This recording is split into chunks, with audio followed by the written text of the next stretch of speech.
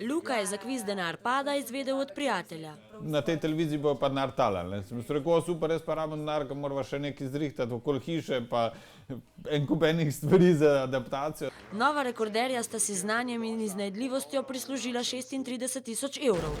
Starša 3 prikupnih malčkov pa bosta z osvojeno nagrado razveselila tudi svoje otroke. Vionom hočeta iti na počitnice že ful dolg časa. Po sladki zmagi so občutki fenomenalni, pravita. Med samo igro pa ni bilo vedno tako.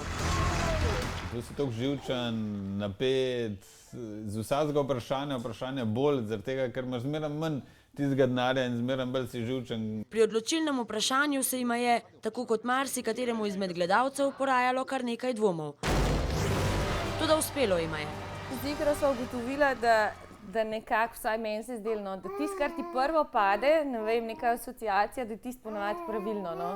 Sama sta starša postala že precej prej, tako da je uspeh na kvizu lahko pošteno proslavila vsa družina.